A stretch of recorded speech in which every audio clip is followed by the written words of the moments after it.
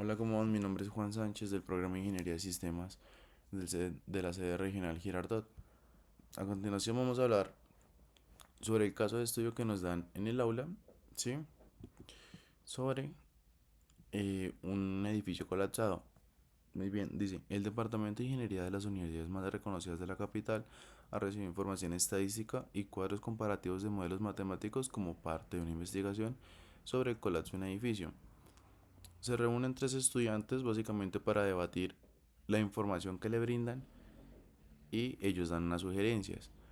A continuación vamos a mostrar la información que ellos nos están dando, o sea, que les están dando a ellos para asimismo responder a las preguntas que están en el aula.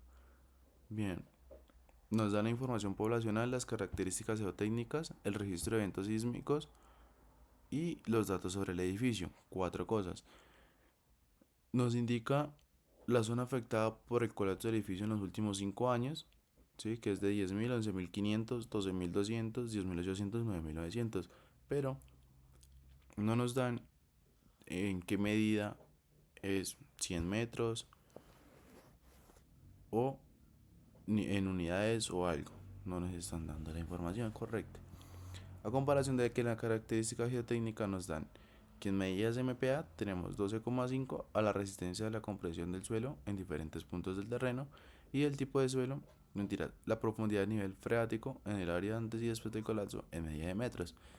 ¿Sí? El tipo de suelo predominante es de es hecho en arcilla. El registro de eventos sísmicos nos dan uno, 2, 3, 4, 5 registros, ¿sí? Con la ubicación, la latitud y la magnitud. Y no dejando atrás la longitud. El número de réplicas sísmicas en la zona del edificio durante los últimos 5 años. Sí, o sea, las réplicas que hubieron, 27, 17, 21, 19 y 15. Y por último, los datos sobre el edificio colapsado. La altura y las dimensiones, por ejemplo, fueron 30 metros de ancho por 40 metros de largo para un total de 20 pisos. El año de construcción se hizo en el 1998 y el tipo de construcción fue en hormigón armado. El hormigón armado es una construcción que se usa para darle resistencia a la estructura hecha en acero figurado, sí, como lo pueden ver, y en malla electrosoldada con su acero. Esto relleno de concreto, pues como ya mencioné anteriormente, para darle más resistencia a la estructura, ¿sí? Bien, pasamos a responder las preguntas que están en el aula. Dice, justifique por qué las medidas estadísticas son útiles para abordar las dimensiones del caso.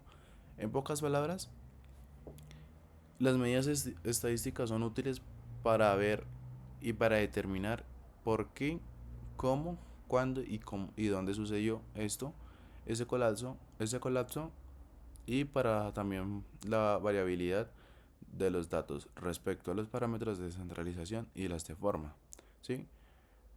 Pues como mencioné anteriormente, nos dan cuatro estadísticas: la información poblacional, las características geotécnicas, el registro de eventos y la información del edificio. Y de aquí mismo sacaremos la dispersión y otros patrones de comportamiento de los datos de manera que sea posible captar rápidamente la estructura de los mismos y también la comparación entre distintos conjuntos de datos. La segunda pregunta es, indique la media, mediana, moda y desviación estándar de número de habitantes en la zona afectada durante los últimos 5 años. La media se calcula sumando los datos, o sea, los, el número de habitantes, la información poblacional, ¿sí? O sea, se suman 10.000, 11.500, 12.200, 10.800 y 9.900, ¿sí? Esto es sumado y se divide en 5, pues que son los valores que nos están dando. Al dividirlo en 5 nos da un total de 54.400, ¿sí? Y no mentiras. Al sumarlo nos da un total de 54.400 y al dividirlo en 5 nos da un total de 10.880. La media. La mediana es de 10.800, o sea, el valor medio, ¿sí? Que es ni arriba ni abajo, sino que está ahí, entre los dos. Y se podría decir que no hay moda, ya que es un conjunto bimodal, perdón. Si hubieran dos valores que se repiten con la misma frecuencia, pero en este caso no hay dos valores que se repitan, todos están distintos, ¿sí? Y la desviación estándar es un poco más complicada y requiere varios pasos. Para calcularla se necesita la diferencia de cuadrado, ¿sí? Es un proceso demasiado largo y para mostrárselos ahorita queda un poco difícil. Pero pues en resumen es 10.000 menos el promedio que era antes de 10.880 elevado al cuadrado. Eso nos va a dar un total de 77.440 millones. 77.440.000, ¿sí?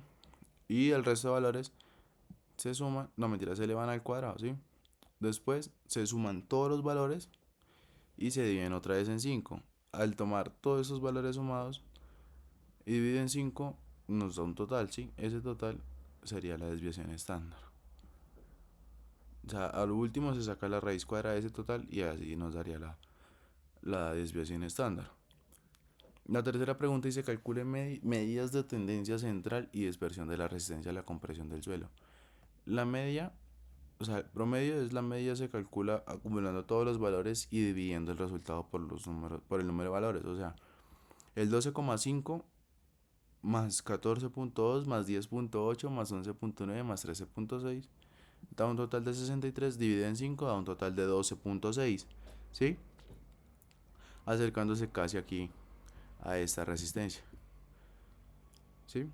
La mediana es el valor central de un conjunto de datos ordenados, es decir, 10,8, 11,9, 12,5, 13,6, o sea, se ordenan y ahí mismo nos va a dar el valor medio, que en este caso sería 12,5, ¿sí? Y la moda es el valor que más frecuente se repite en el conjunto de los datos. En este caso, no aparece un valor que se repita más que otro, ¿sí? Y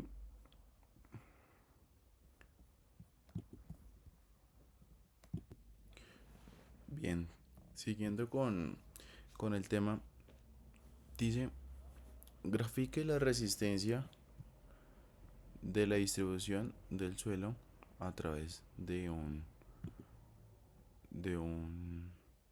dice, calcule las medidas de tendencia central y la dispersión de la resistencia a la compresión del suelo. Grafique la distribución de la resistencia a través de un histograma. Listo. Bien,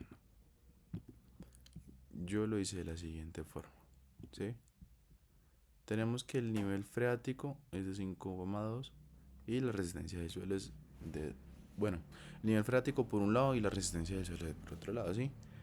En este caso, vemos la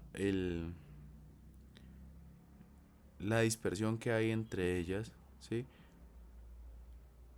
Vemos la distribución de la resistencia, que en este caso va hasta acá, ¿sí? A comparación de lo que es el nivel. El nivel siempre se mantiene por debajo de la resistencia, ¿sí? Ese es uno de los puntos que es el análisis y la realización del histograma, ¿sí? Bien, pasando dice calcule la media, mediana y rango de la magnitud de los terremotos registrados. ¿Sí? La media es el promedio. La media se calcula sumando todos los valores y dividiendo el resultado por el mismo número de valores. Es decir, la media sería de 5,4 más 4,8 más 6,2 más 5,9 más 4,5 dividido en 5. O sea, sería 27,8 dividido en 5 serían 5,56. ¿Sí? La mediana es el valor en un conjunto de datos ordenados. Como tiene 5, el medio será el tercer valor cuando estén ordenados. Por ejemplo, ordenando los datos quedaría así: 4,5, ¿sí? 4,8, 5,4, 5,9, 6,2. Es decir, el mediano sería el 5,4, ¿sí? El rango es la diferencia entre el valor máximo y el valor mínimo en el conjunto de datos. Es decir, el rango valor máximo menos el valor mínimo. Sería 6,2 menos 4,5 para un total de 1,7. Entonces, ese sería el rango, ¿sí? Y aquí básicamente dice, analice si existe alguna relación entre la magnitud de los terremotos y el número de réplicas. ¿Sí? La magnitud de los terremotos, que está acá, consiste en la relación de la magnitud. Ok, sería 5,4. Pues en cierta parte sí existe, ya que al verse en una magnitud menor es el mayor número de réplicas, ¿sí? Si tú ves que el mayor no se repite, porque es que ya no, o sea, ya digamos el número de la magnitud lo decide todo, ¿sí? Ya no se puede, digamos, como que ir más allá de lo que diga la magnitud. A comparación de ya que un estudio esté bien, un científico ya, un estudio de suelos ya lo determine, ¿sí? Eso sería todo por el video de hoy. Muchas gracias. Recuerden, mi nombre es Juan Sánchez, soy del programa de Ingeniería de Sistemas de la sede regional Girardot. Muchas gracias.